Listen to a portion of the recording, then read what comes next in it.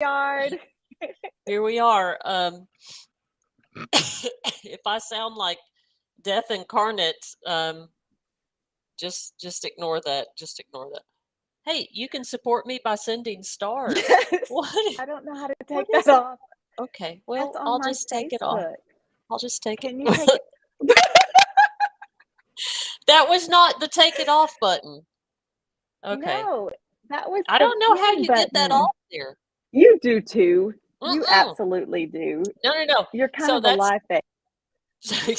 so I know how to show it on the screen, but I don't know how to keep that comment from always popping up there. It has to do with my Facebook stream. That's why. Okay. All right. Brittany's on YouTube, and what she clearly put an emoji, and it says "person turquoise waving." Hi, Brittany. Hi, One Brittany. thing about Brittany is no matter how busy she is and what kind of BS she has going on, because there's a lot going on today. When I ask her to watch me on my social media, she's going to show up no She matter does it. what. Yeah. Even if she's just a If I little post, turquoise person waving, she's there. right. Yeah, she's good. If I have a video that needs pushed, like the algorithm's not picking it up, I'll send it to her, and she's definitely good for some emoji comments. Well, this is Diane. Diane is that way for me, and I've always called her my PR person. She's like, "Honey, I've got PR to do today. What do I need to push? What do I need to market? What do I need to comment on?" She's brilliant at it. Yes. Everybody needs a And the Diane answer and a is Brittany. everything. Everything needs it. That's Everything, the answer. absolutely everything. You see it, push it, promote it. Right. Right. Well, hey, so in on your side, it doesn't show you in the corner, in the left-hand corner, how many viewers there are because it only shows on my channels. No, it doesn't show me. Well, It shows after the fact how many huh, actually viewed. hmm. So we're still learning. So if you're it's going to get better every time. This is already better, right, than the first round Yes, for I sure. think so. And we're And I'm not consistent 3 weeks in a row. yeah. I feel like we should pat ourselves on the back for I that. do too. We've made We're it. so busy. No, for Yeah, real, that's yeah, yeah. true. That's true. Yeah, it's a lot going on. Jobs and advocacy and families and dogs, girlfriends. Cats, Yeah. ex-girlfriends. Oh, maybe Wait, that's my part. skirt. So Mental people have illness. been, oh, yes. Yeah, that's a big one. And mine's been kind of yucky this week. And then you haven't been feeling well Yeah. because you probably have COVID, but you're not getting tested. I'm not claiming that. I'm not claiming that, No, sister. I'm not going to put it on you either. I'm not, because you probably don't have it, but you should get tested, Jennifer. No, That's what we do nowadays. If you cough, you take a COVID test. no, you're right. And I've got several in the cabinet that I can take. I'm certainly not going to go anywhere else this weekend. I have a visit that I have to do Sunday at Hobby. But I will make sure to be responsible. Take it. Hey, let me tell you, I don't think Maggie ever told us that me and her, okay, so we went to an advocacy event in McAllen, right? And one of our people was in the car with us. He got COVID. Like the next day when he got home, he's like, I feel like crap. You guys, I've got COVID. We were like, oh my God, we were in the car. This was at the height of the pandemic, right? So we go to the city of Austin to get tested, Marcy. And it's not the quick swabs, it's the long sticks. Oh, yes. Okay. Oh, yes. The early Yes, like test stuff. so we're in the Yeah. car and we get up there and there's lady. Maggie's just boss, right? She just has it up her nose and boom, boom. And the lady goes, and I said, she goes, ma'am, I have to put this in your nose. I said, how far? She goes, I have to put this So she goes, just hold my hand. And she's pushing it, and I'm pulling against her, and she's pushing because I'm a big baby, right? And so then the guy comes up to the car, her supervisor starts screaming, just let her go. You get your hands off of her. I said, she told me I could hold her arm. Anyway, it was a big disaster. We got run out of there. They told us to leave. It was just a big fucking ordeal because I just couldn't do it. I just couldn't put that thing all the way up there. Did you do it? Because Did you you do were the long one? sissy. Yes. I never had to do the long one. I never had to. I was in prison when all of that was happening, and they didn't care about testing us too much. They came by with those long wait.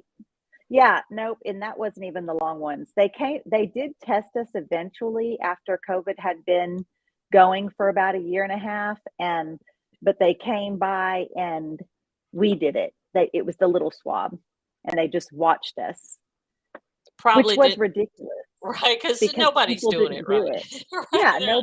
nobody's doing it right, and they're doing it under their, like, they would just pull their mask out, and the inmates would just act like they were doing it because everybody was so scared. They weren't telling us what they were doing. They were moving us out of our comfort zone, and no wonder it spread like wildfire. We weren't getting any information. We were scared. They weren't moving us out to quarantine and then bringing us back. They were completely moving our housing to people and places where we don't know and we're not familiar with, and they made it hard on us.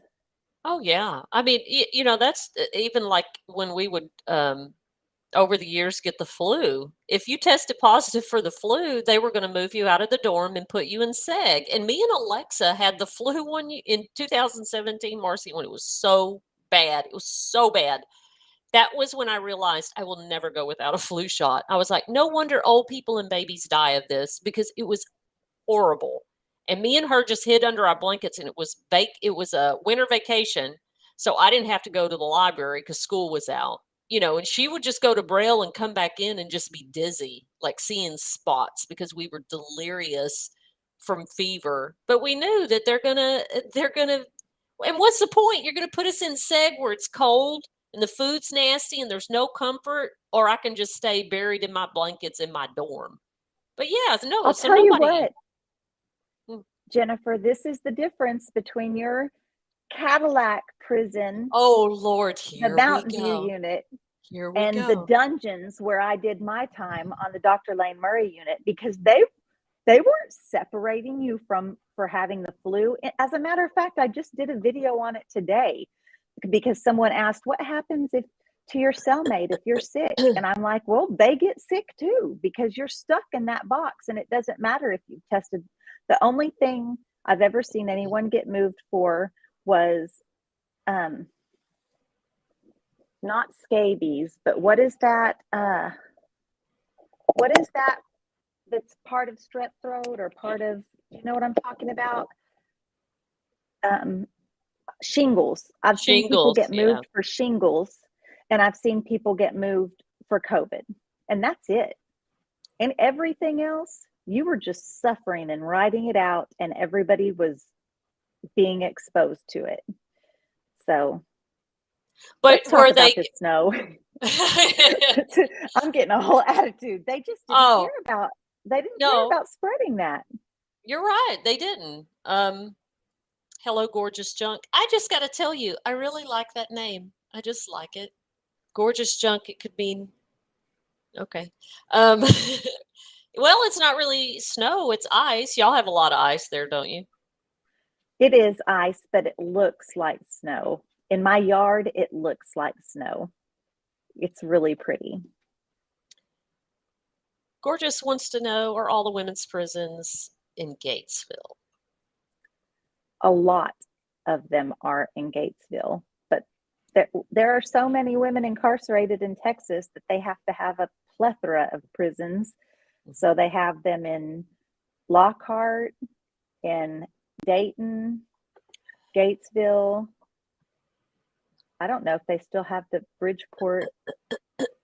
Yeah. So no, they have more than that. But the majority, I think, are in Gatesville. Gatesville's just, that's all that Gatesville is prisons, I think, and a Walmart and that little steak place we ate that little restaurant. Right.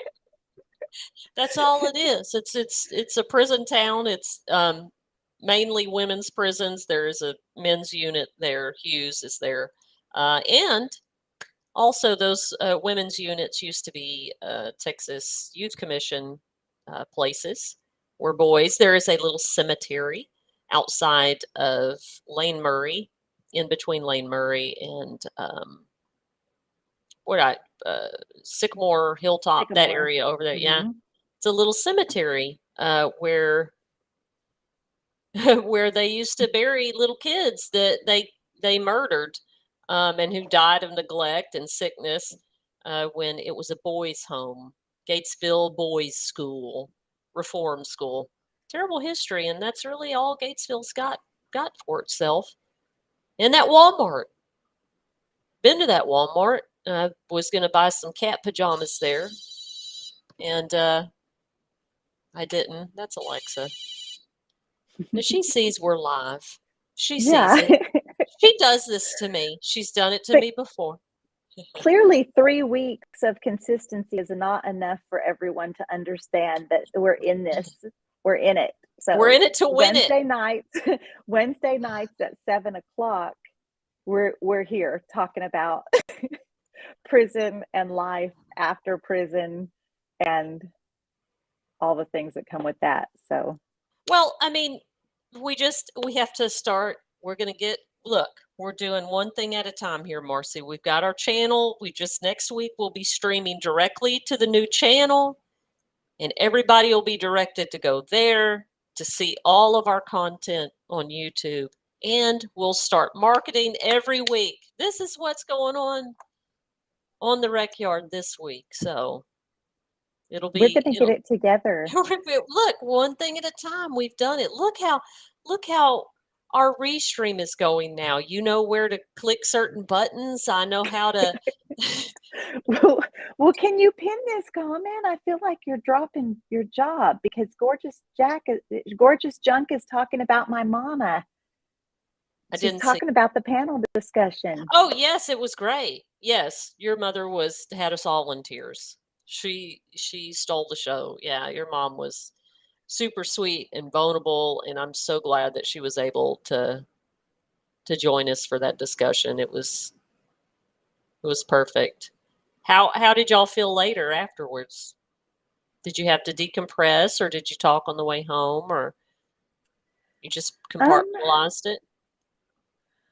Yeah, it just is like it was kind of like an on and off switch. We were right back to just hanging out, and we were just briefly discussed it.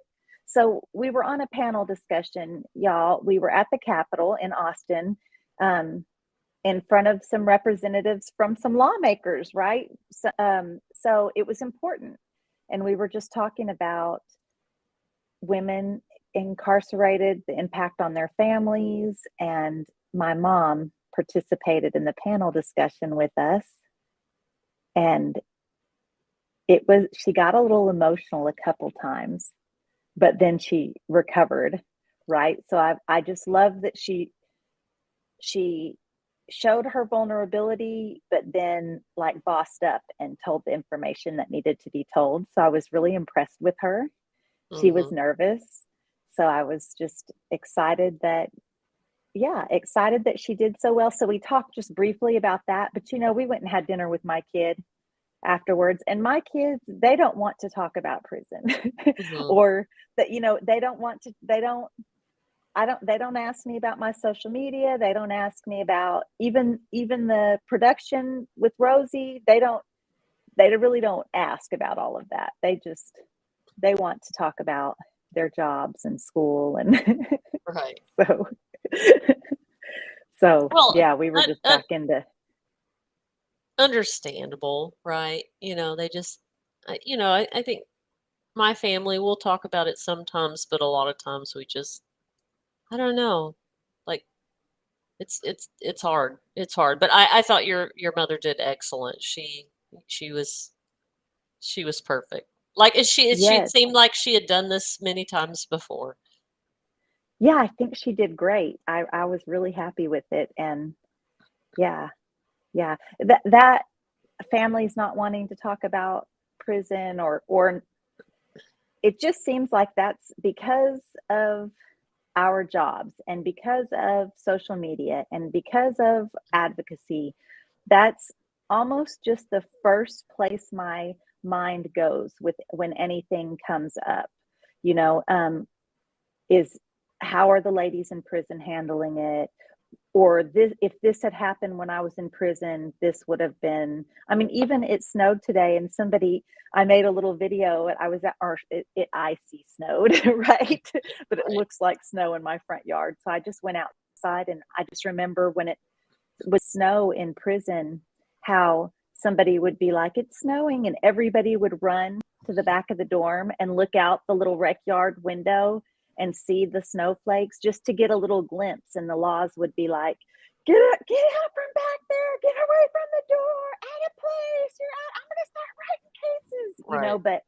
but we would take that risk just to see, because it's not something we were going to get to be a part of otherwise for who knows when, you know. And Hmm. I just, it made me, so when I see the front yard, that was my thought. And so somebody commented on the video saying, I think it's really sad that everything reminds you of prison. Well, I've had people tell me that, Marcy. I've had people close to me, say, Jennifer, at some point you're going to have to move beyond this, and everything that you bring up is about prison. Everything, and it's like, okay, half my life. It was literally half my life, and my closest friends, that are family to me, are still there. So I'm still there. Part of me is still there. So of course everything reminds me of prison. It Everything, absolutely everything. It takes me back to either an experience, or, like you said, like, I wonder, I'm going to go check on them this weekend. Like, how was, do y'all have blankets? How are your jackets? Like, I worry about them, not a whole lot that we can do from here. Although in our advocacy spaces, we do have a little, um, I think, a little bit of a privilege to reach out to the right people that could add some pressure every once in a while. And that is helpful. But yeah, I mean, you never get over it and everything. And I don't feel bad about that. I mean, do you ever feel like one day I'll just put this all behind me and never talk about it again? One day when there's no prisons, like when there's no women in prison suffering, Mhm. or you know, when mass incarceration isn't a huge issue in this country. I mean, I can't imagine when that would be. Do I think that could be in my lifetime? I'm not so sure. So the answer is probably no for me. Probably, I can't imagine. I mean, if we're cold, Brittany and I, my girlfriend and I, that's what we're thinking. We're cold, but oh my gosh, our friends that are inside are freezing right now. You know, I mean, that's what we're thinking. Like, that's how our mind goes. So there's too many loved ones we have inside, and so many changes that need to be made for the better of our communities as a whole, right? So, yeah, I don't Yeah, know.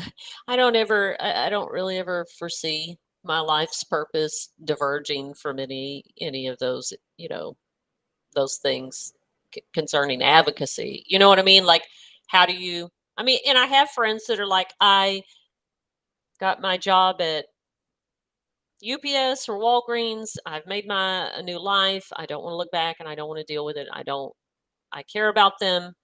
I just don't want to be reminded anymore. And it's like, well, I mean, what is it? The TikTok you did where the sound clip was, the girl was like, I don't watch TV. It's like, okay, you don't get you Yeah. don't get a star for not watching TV. Right. You don't get an award for not talking about your trauma experience in prison. Right, But, right. And you that's good know, for you. If you don't want to do that, I mean, that's your way of dealing with stuff. But I don't know. I just can't imagine not. I wouldn't know what to do with what was inside of me. don't you think it gives you just a little bit of control over your, I mean, for trauma, because I can't think of another word, by talking about it. And in my case, that's the thing. It just makes me feel like I'm a little bit in control of it. It's therapeutic for me. So, Yeah. and it might not be for everybody, but No, I think for me, yeah, because I grew up, you know, in our family culture that you don't talk about things that happen and you just pretend like nothing happened. And we're all going to pretend like everything's great and we're a happy family. Everyone has smiles. No one's talking about any of the horrific things that just happened an hour ago. We're just going to pretend like none of it happened. And see how much damage that has caused me and my brother and my other family members. And it's like, well, I don't know. When you when you speak to something, you're right. You take your power back from it, because I get to control the narrative. Because if I don't, someone will. The state will, for sure. absolutely. Absolutely. And then only their story will be told, only their side, Right. which And isn't necessarily an accurate portrayal. let's see. I've got someone else here. Um, Thanks for sharing your experiences as a nurse. Patients very helpful. Empathy and compassion win. Thank you so much, Nurse Adrian. Do you know this? Adrian. Is this one of your? She's one of my YouTube friends, and if Oh, I okay. think that's the only platform that I see her on, but she offers some insight on some of my videos on that platform. And I'm always interested in people that work in prison that aren't security, because they don't have that same mind frame that sometimes security can get just from hanging out with. I'm trying to be diplomatic, because believe me, I don't think all correctional officers are horrible, but I do think they can get a pack mentality fairly easly. And so I don't think that happens as often with other staff, right? Right. Like, Right. Like the. teachers and education, and Mhm. so she's Yeah, she said a it was a counselor. counselor. And you're right. Like, I can remember several. The staff in the education building, obviously very different with me, and medical staff. You know, I remember there was a lawsuit. I don't know if you recall this. There was a lawsuit. They closed this unit, and I can't remember the name of the unit, but the guys were drinking arsenic.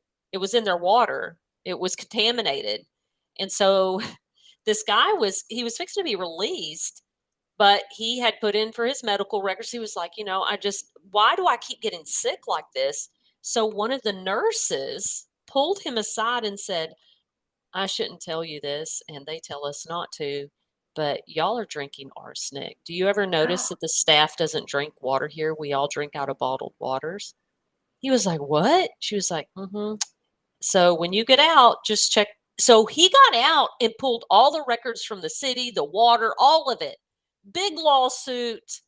And I remember in the paper, it said that the warden of that unit brought a glass of the water and drank it on the stand in front of the judge and said, I don't have a problem. And the judge was like, yeah, but you tell these gentlemen to drink massive amounts of that water during the summer, right? So it's different. They are getting arsenic poison. So what y'all are going to do is you're going to pull that system, this water system out, and replace it. Girl, TDCJ closed and shuttered the whole unit before they fixed that and shipped all the guys off to other places. But it was from a medical staff pulling that guy to a side. I had another friend that a medical staff said, you need to look at your lab reports because they did something atrocious to you at the hospital. So I mean, they are just a little bit different than correctional staff.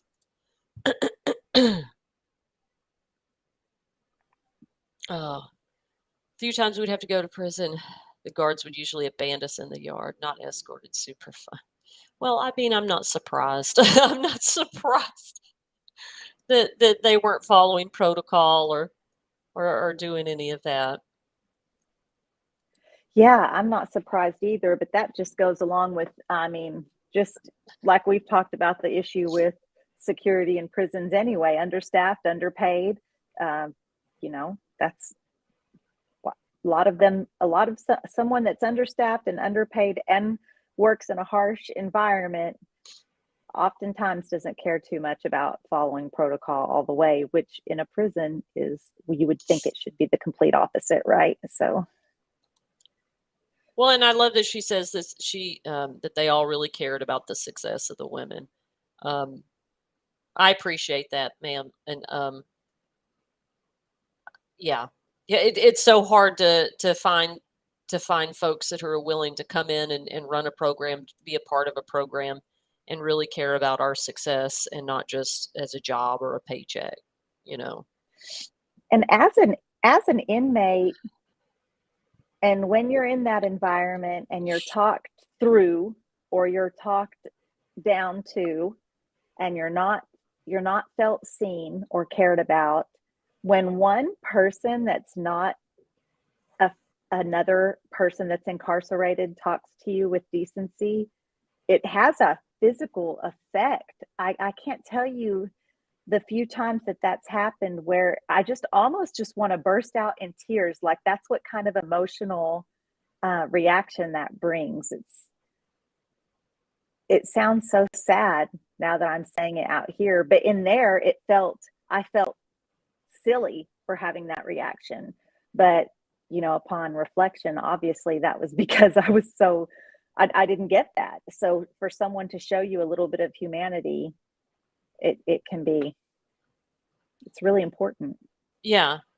Well, and we tell people this all the time, like compassion, just like was just said, compassion and empathy, it goes a long way treating people with basic dignity, and society trying to teach me, hey, it's wrong to hurt other people because you're angry.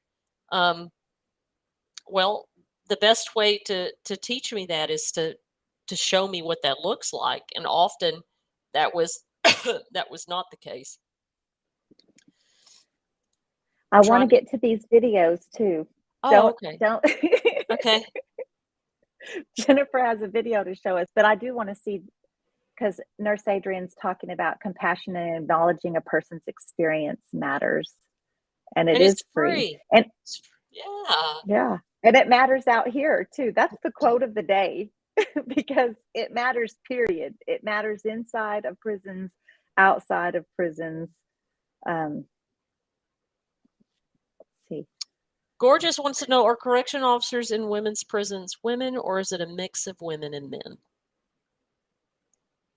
So when I was in the county jail, the only officers that worked our dorm were female officers. If a man came into the picket, even they made a big announcement. Even if it was a ranking officer or even the sheriff, if he was coming through, they'd make a big announcement so nobody would be on the potty or getting changed or whatever. And then I get to prison, and all of a sudden, nobody cares how many male officers may or may not see me uh, getting dressed, going to the restroom, showering, taking my tampon out, all of that. Very much it's a mix of men and women. Very much men work in the female dorms.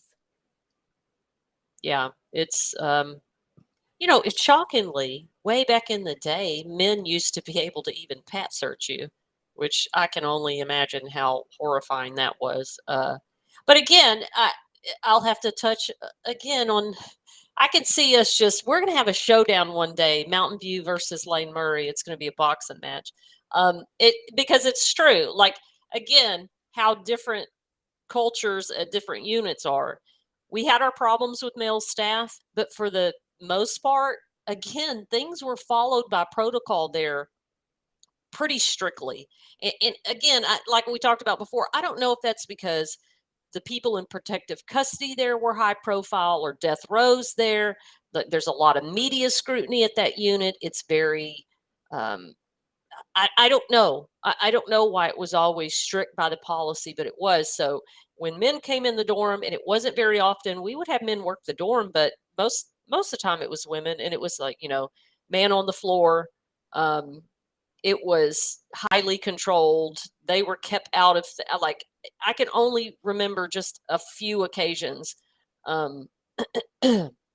where men were like obviously inappropriate or watching or something like that. So again, that goes back to Jennifer, just I spent half of my time in cell block where I'm in a cell, and sometimes it would be all men in the building, period. Mhm. And they're walking around looking in my cell every time that they make their round, and there's no warning to whether they're coming. So if I'm whatever taking a washing off, if it's 100 degrees and I'm taking a quick rinse off or using the ladies room changing, it didn't matter. I even in the privileged dorm, when I was in that dorm, the showers are open showers, and there's like a curtain, and you could go upstairs and look directly down and see in the shower area. Yeah. And you had some officers that they would be like walking by with their clipboard so that they didn't even, just so you would know, hey, the camera knew he's not looking, you felt comfortable.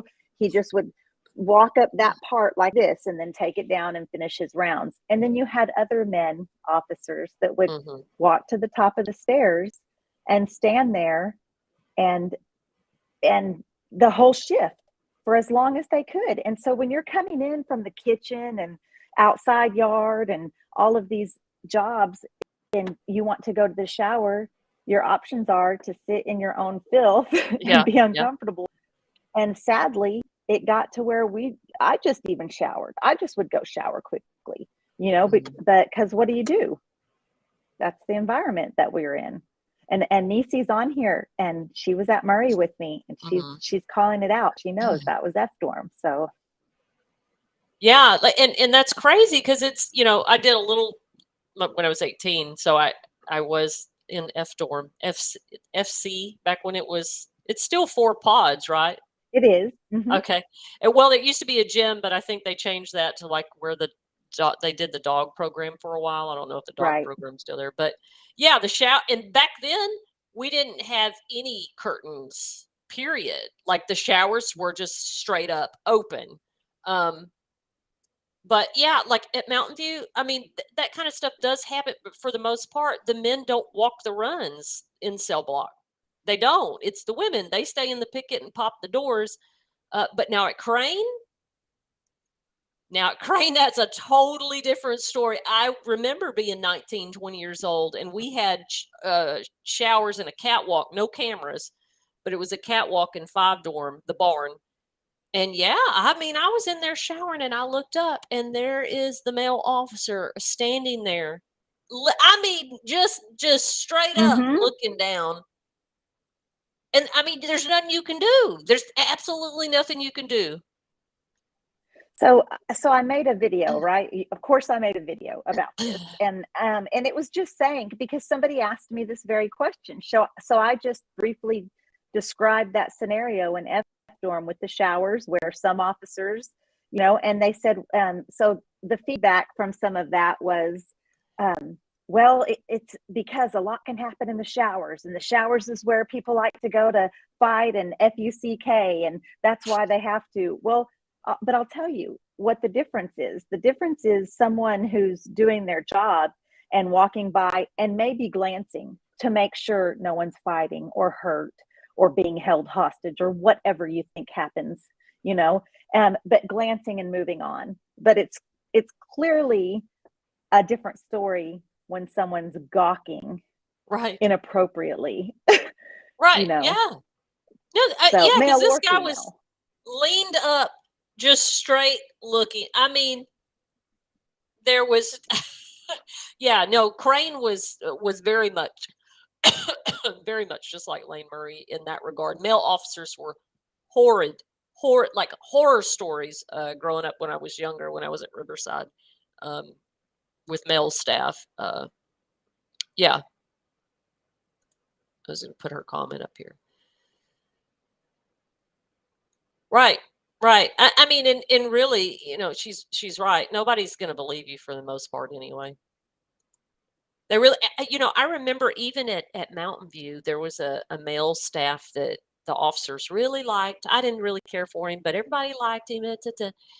Anyway, it's a long story, but I overheard him harassing this very large, somewhat unattractive woman, okay, that she kind of had mental health problems. And she used to say, hey, he says stuff to me like, I'm gonna put my in your mouth, like really vulgar stuff, and it would freak her out. She'd start screaming. They call ICF, come handcuff her, and he'd be like, you know, you know, I don't know what happened. Well, I heard it one day. I walked by and I heard him, and he was doing it under his breath. And I was like, oh my God, she's telling the truth. So I tried to tell one of the female officers, and she goes, oh, I don't believe that. I don't believe that of him at all. And I'm like, I literally heard it. Oh no, who would want to do that? She's big, fat, and ugly. And it's like, okay, well, sexual assault victims are often preyed upon for like, so people don't believe them. And he knows that people won't believe Mm-hmm. her. You know what I mean? It's like, it was so frustrating.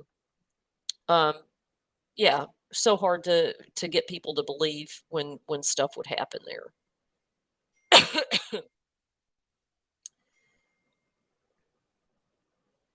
So she's talking, Gorgeous Junk is talking about the Gonzalez escape. Yes. Yeah, it was pretty bad. Do you want to? Romero. I don't remember his first name for sure, but his last name's Gonzalez, and he had apparently he had something in his boot that was a weapon, like a shank. He got somehow miraculously got out of his restraints and made his way somehow miraculously to the front of the bus. All of it's so confusing as someone who's ridden on a Texas prison bus. Thank you, Gonzalo Lopez. I don't remember. I don't know. And maybe that's it. But it's I can't figure out how he did it without help. So I don't want to get into like a bunch of crazy and maybe not so crazy theories, but I just, on those buses, y'all, it's two officers on the bus, and so one's driving the bus, and there's a gate. They're locked into this gate area, and they're not up against the gate like that they could be stabbed through the fencing. So that was peculiar. And then the officer in the back is armed and also in a cage, locked in a cage. So the fact that he was in leg restraints and arm restraints, and then he had the black box, which was like another level of restrained, and somehow he got out of all of that. But yeah, it was horrible. It was horrible. He was never made sense to me how he got past not one door but two doors in restraints. You know, because there's that section that's gated in before you get to the bus driver. How no, there's no way there's no way he did that. I think even TDCJ said, well, he sawed through that first door. Yeah. There's no way. You saw through it without either officer seeing you. And then TDCJ wanted to say, well, he had to have inmates helping him, which is absurd. And first of all, no inmate is going to help him unless something major is in it for themselves. Nobody is going to risk the consequences of assisting an escape unless, I mean, you know, and nobody got anything out of it. So, I mean, it's just the whole thing. I do want to say that when Carrie Blankinger was talking to the people that were actually on the bus with him, one of the guys said, well, he had a handcuff key. Yeah. So my initial reaction was like, oh, who gave him the handcuff key? And that was Carrie's reaction. And the guy's like, no, I mean, a lot of us have handcuff keys. That's something a lot of us have. And I just want to say I never saw anybody or heard of anybody on the female side of prison that had access to a handcuff key. Yeah, right. Like something me and her have always talked about when I'm like, you know, why aren't you doing more about what goes on in the women's prison? She goes, well, I'll be honest with you. She goes, I don't have the cell phone footage. And I said, well, because women don't keep contraband like that. I never, not one time did I see a cell phone or handcuff key or anything major drug wise, maybe some little petty drug stuff. But I mean, women just don't keep that type of stuff. Although I did have a friend that she stole a pair of handcuffs one time. Why? I don't know. But she came back to the door and she goes, look what I got. And I said, why did you do that? She said, because I could. Oh, the Yeah. same. She's the same one that she stole. The remember they used to have Polaroid cameras for like fights. You know, they'd take the pictures, and Hmm. she comes back to the dorm with that and a package of film. She didn't just steal the camera from command. She stole the camera and the package of film. I said, "Oh my god." She's like, "Yeah." So what? Of course, what do they do, Marcy? They're all taking Take pictures pictures. in their Have bra and to. panties in front of a blanket, so you can't really tell where the picture's being taken at, so they could use it for their pen pal ads. Then we go on Oh my. lockdown the next day, so they're terrified that, oh my god, they found out we. So she takes it and beats it into little pieces and hides it in the trash. And then it was like, oh, never mind. It was just they had put us on lockdown for like a couple of hours. And I was like, damn, stole the whole camera in the film. But other than that, no handcuff keys. I'm sure See, she would the have gotten guys, one of those. I feel like the guys would have taken the camera parts and made a pizza oven or something because that's Right. what kind of stuff they were doing in there. We were cooking with our blow dryer and they're making ovens and hibachi grills and Right. We were you way know, behind. well, we didn't want to get, we would have gotten, I mean, if we had had a flame in our housing area, we would be housed. We would be in solitary confinement for a long time. We would Yeah. not have visits with our kids. And the guys are like the officer just takes the stuff or acts like they don't see it. It's completely different. Right. And that's what I mentioned at the panel when Mandy brought up, well, women may not be getting into stuff because they get disciplinary all the time. And I said, ooh, valid, true point that we haven't even hit on yet is the major inequity, the gap between how men are punished versus men. And there's studies on this, and it's real. It's a real thing that men get punished way less than women do. We get major cases for extra hair ties and tampons, and they get, oh, give it to me, let me throw it away, and it's a blowtorch. You know what I mean? It's a shape. Right. It's got a, Right. you know, If they're 2 week. told to give it. If they're Right. told to give it. I mean, they're just worried about keeping the peace over there so much more because men are just more likely to riot and rise against, I think, than women are. And not that this is the case for everybody, but just statistically, without saying statistically that I don't know the statistics, so maybe I shouldn't use that word, but women are just more likely to be the caregivers of their children. And so they have more motivation to get home.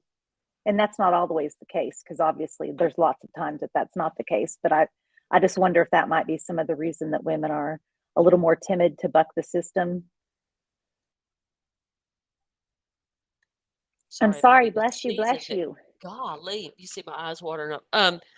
No, but I think that was one of the things that they mentioned in this report was that was the very reason is that women will continue to put up with that because they're terrified of not being able to go on their visits, make parole, use the phone. And like you said, it's not that men aren't worried about those things too. They care about their kids too, but they're not the primary caregiver. So that's always on a woman's mind. So yeah, we don't. Jennifer, It's my first month in prison, oh, Plain State had a program where, so my daughters were in diapers and they were 1.5 and 3 maybe at this point. They were really little. And it was a program where we could have one visit a month in the chapel and it was set up with an area where I could sit and play with them and they could run, and it was toys and books. It was that kind of setting. It was really something. So I have one visit like that where I'm allowed it once a month, and it's called a family visit. And so I have that visit. And then 2 weeks later, I had been at that unit for less than 6 weeks, and they called an early count time. There's no clocks. There's Right. no watches. Right. I'm in the shower when they call it. I hurry, I mean, as fast as I can get a t-shirt and shorts on my wet body and run to my bunk, and I'm at my bunk because the guard walks in and says count time and starts counting. And she writes me a case for being in the shower. And it was a minor disciplinary case. That one minor disciplinary case prevented me from getting those visits with my daughter for 6 months. And then by then I was on to Lane Murray, where they didn't offer that. Right. But can you imagine what kind of benefit that would have been for my children to have those kind of visits with me instead of the very cold, and guys, prison visits are like they look on TV. They're very sterile. There's a table, there's 2 chairs on either side of the table. It's not. So that's what we're looking at here. No, yeah, and this happens to women all the time. And it was something when I left prison, I was like, man, I don't know what I'm going to do or how I'm going to resolve this, but every chance I get to nail TDCJ because that's data.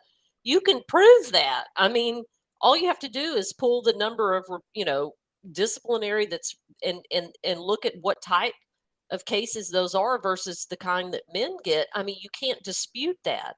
And how do you resolve that? Well, you start treating women differently because women respond. You can't treat men and women the same way.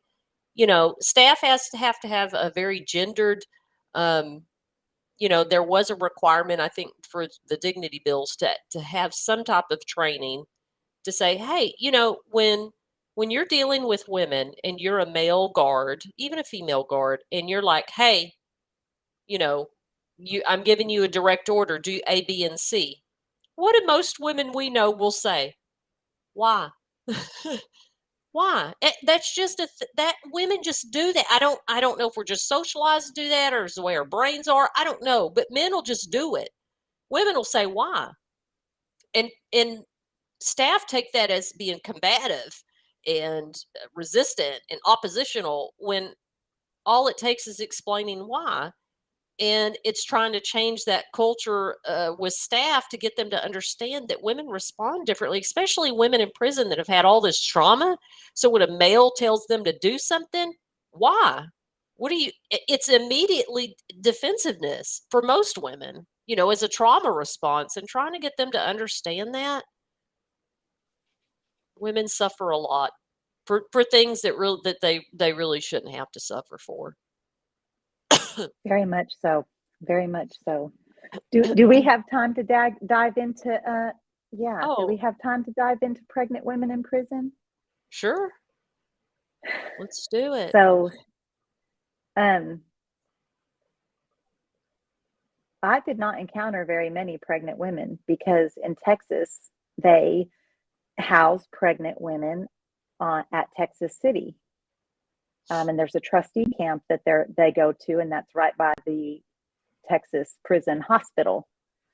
So I didn't have a whole lot of experience. I was in county jail one time. It was before I went to prison, obviously. And I was in the holding cell because I think I was supposed to go to court that day, or it was something weird. So I was in the holding cell and somebody came in from prison. So in county jail, anytime somebody comes in, like she was on a bench warrant for a court appearance, but she came from Woodman State Jail from prison. And so, of course, I'm just asking her. I know I'm probably going. I wanted all the details. And anyway, she had just had a baby. And she was there. She had had a baby several months prior to that. And she was there because over a custody issue with her child. So I got to kind of experience a little bit of her story and her pain from that. That she only got to hold her baby a very short time. It like less than hours. It wasn't overnight. It wasn't through the day. It was for a short time after the baby was born. Yeah. Back in the day, all the pregnant women were actually housed at the Valley unit, at the Crane Mhm. unit.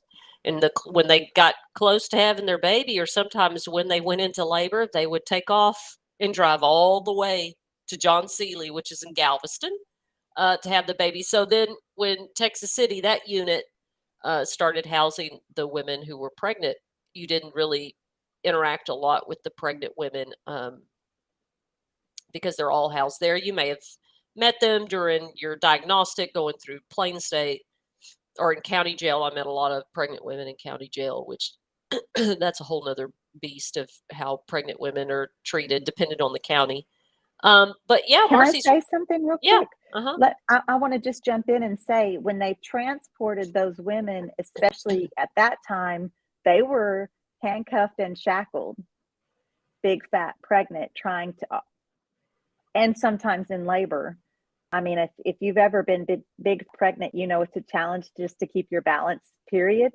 Can you imagine in shackles when your feet are moving? Just, I mean, I just can't even fathom just that. Yeah, and several sessions ago, they passed the law that says you can't shackle pregnant women. The caveat is unless there is a real security reason. So they still give them an out to do that because they can always say, well, we thought it was a security risk that, we still had to keep her shackled and bound. But Marcy's right. Women that have babies in prison, you're at that unit and then you'll go to the hospital, have the baby. Some women are lucky to maybe stay at the hospital a day or two. Some women, not so much, just depends on, where they're going to transfer you. They have somebody, your family member comes and gets the child. If you have no one to come get the child, there's going to be CPS gets involved. Somebody's coming to get the state's going to take the baby. It's not an easy I can't imagine going through that as a mother. I have friends that actually went through that process. It's something that she rarely discusses because it was absolutely horrifying, the whole process. Yeah, it's bad. And to not be able to bond with your baby. Now there is a program, and I don't mean to roll my eyes. It's a good program. The problem with it, it's called Bambi. The problem with it is it serves a very small number of women, and it serves women who are lower level offenses, and they get to keep their baby with them at a housing facility and not in prison. But it doesn't. It, like I said, we're talking a handful of women that don't really, that the majority of women don't qualify for it. So the baby, you see the baby for a little bit, and then someone comes and gets your child, and then that's it. And then guess what? You going right back on that host squad or in the kitchen or wherever. You're going straight back there. Straight back there. There's no rest. And they used to tell us, right, Marcy? Well, your ancestors used to squat and have babies out in the woods and then go back to tilling the fields. And they would put you They out there. absolutely did. Yeah, sure Yeah, did. they absolutely did. They went back to work still very much bleeding from having the baby, still very much healing. Their body was healing. Yeah, it was rough.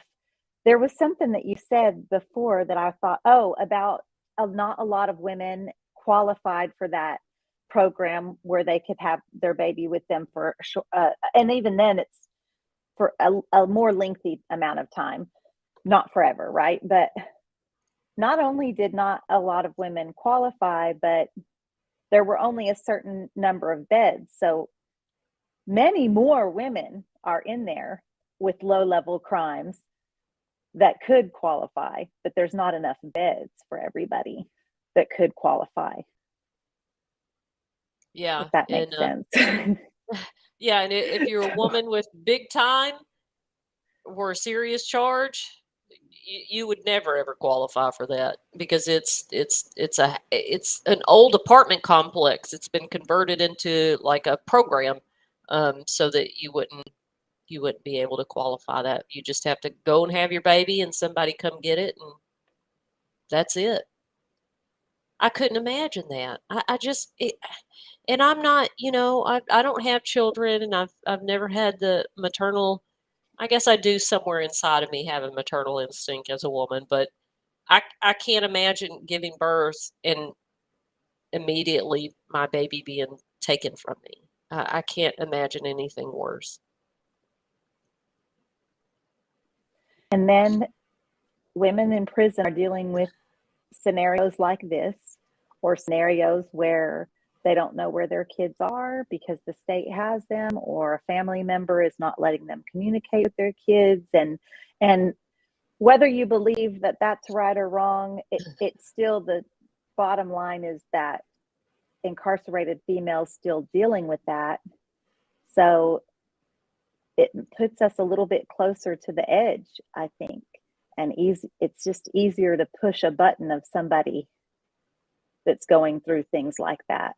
So when staff or even other inmates talk ugly and make things worse, I think it's just so much easier for you to get in trouble when that stuff happens, right?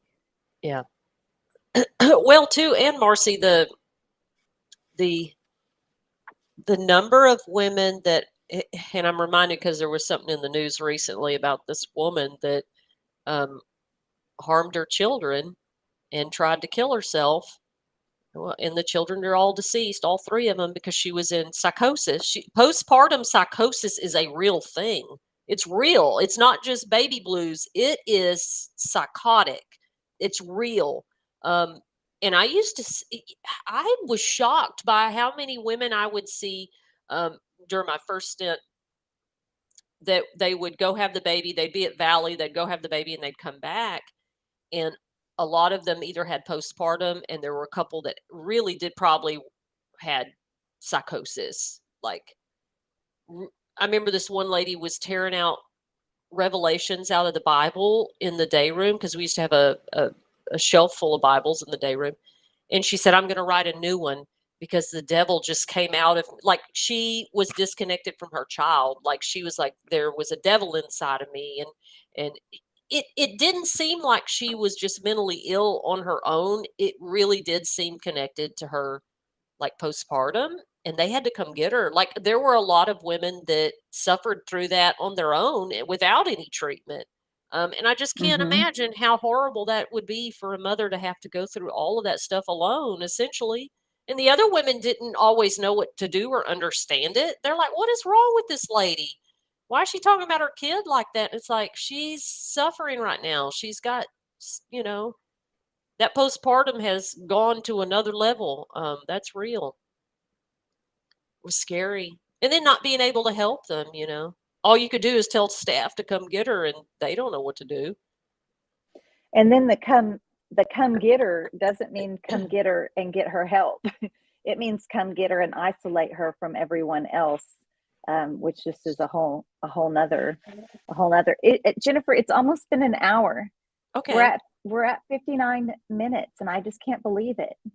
So I want to tell y'all, we have topics that we have in mind, but you guys just lead it, and it's more fun that way when comments kind of lead the discussion, for sure. We want to talk about whatever y'all want to hear.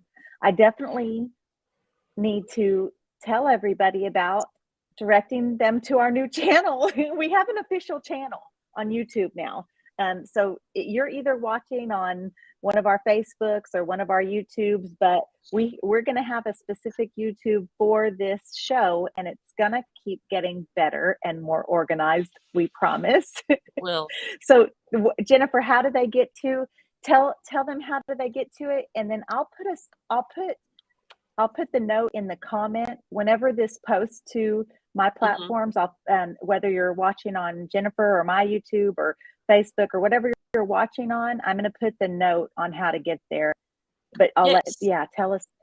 So Jennifer, how is it?